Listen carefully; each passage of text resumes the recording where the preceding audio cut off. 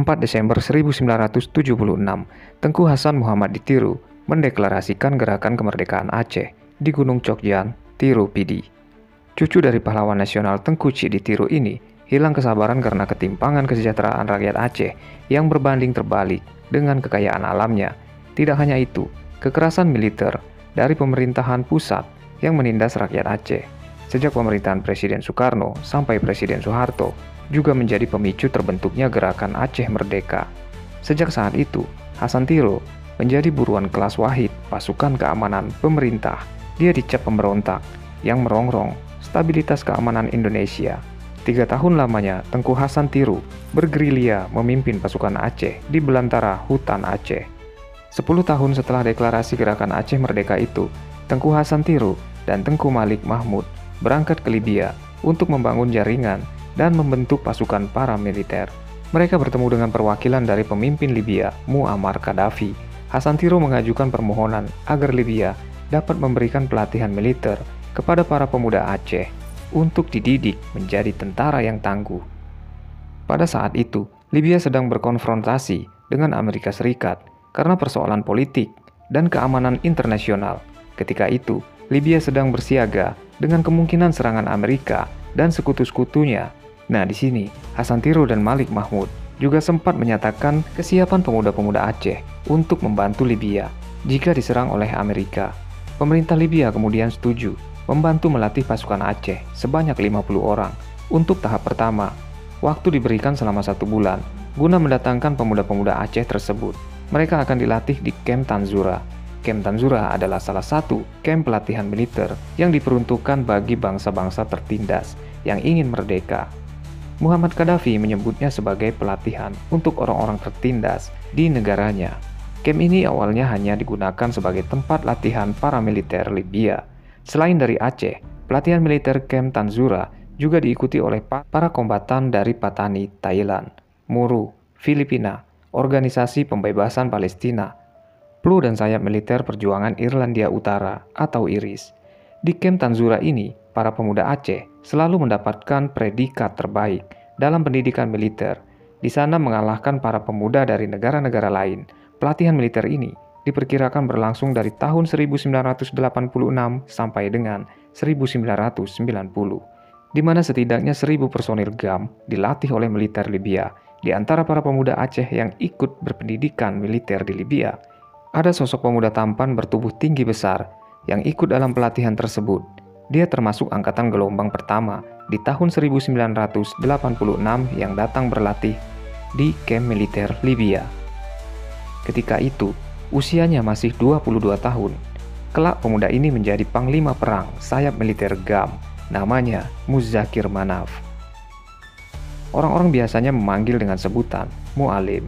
Jabatan Mu'alim sebagai panglima GAM kemudian disandangnya dalam usia yang relatif masih muda, di usia 38 tahun. Itu terjadi 15 tahun berselang setelah dia menjejakkan kaki pertama kali di kampung militer Libya. Muzakir Manaf mengikuti pendidikan di kamp militer itu selama 4 tahun. Tidak hanya pelatihan ilmu perang, dia juga diberikan pendidikan dan pelajaran antropologi politik, sosiologi, dan ekonomi, dan dia dididik langsung oleh Tengku Hasan Tiru. Muzakir Manaf termasuk salah satu pemuda yang jenius di akademi militer itu. Dia lulus dengan predikat terbaik. Karena kecakapannya, dia pernah ditunjuk menjadi salah satu pengawal pribadi dari Muammar Gaddafi, sang pemimpin Libya. Dan sekitar 3 tahun menjadi pengawal presiden Libya itu, dia kemudian mendapat perintah untuk pulang dan melanjutkan perjuangan kemerdekaan Aceh. Setelah kembali ke Aceh, Mu'alim bergerilya melawan pasukan pemerintah bersama GAM. Dia bergerak dari satu hutan ke hutan yang lain, menghindari operasi militer, menghindari kejaran TNI. Beberapa kali pihak keamanan menyebarkan kabar bahwa Mu'alim telah tewas. Namun, dia selalu muncul kembali dalam keadaan sehat walafiat. Pada masa-masa daerah operasi atau DOMS zaman pemerintahan Presiden Soeharto, nama Muzakir Manaf tenar di kalangan anak-anak muda Aceh. Dirinya bagaikan kisah-kisah urban legend. Dari mulut ke mulut, dia digambarkan sering muncul mengendarai motor trail lengkap dengan baju militernya. Terkadang muncul mengendarai mobil jeep dari hutan-hutan persembunyiannya. Saat memimpin pasukan, Muzakir Manaf terkenal tegas dan keras, tapi dia tetap memiliki empati yang sangat tinggi. kepada anak buahnya. Itulah sebabnya dia sangat dicintai oleh para kombatan atau satu cerita yang mengisahkan bahwa suatu ketika Mualim mendapati seseorang kombatan yang ketahuan menghisap ganja. Tanpa ampun, anggota pasukan itu langsung dipecatnya.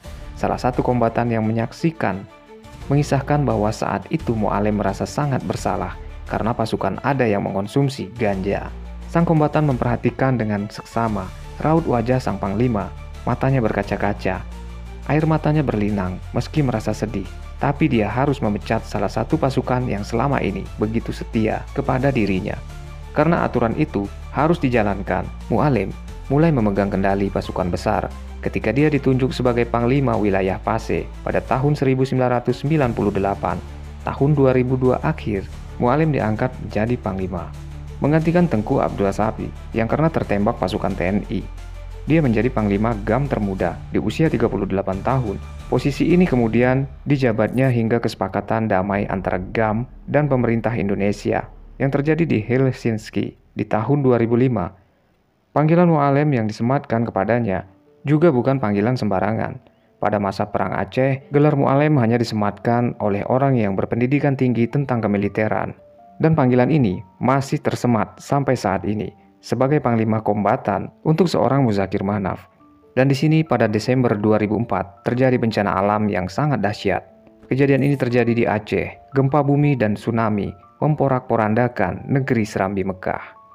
Ratusan ribu jiwa melayang karena bencana alam ketika itu. Tsunami telah menggugah kesadaran antara GAM dan pemerintahan Republik Indonesia untuk duduk merendah dalam satu meja perundingan setelah berkonflik cukup panjang. Selama hampir 30 tahun, akhirnya perdamaian itu terjadi dalam perundingan Helsinki yang ditandatangani pada tanggal 15 Agustus 2005. Helsinki, sayap militer GAM dibubarkan dan kemudian dibentuk KPA, Komite Peralihan Aceh.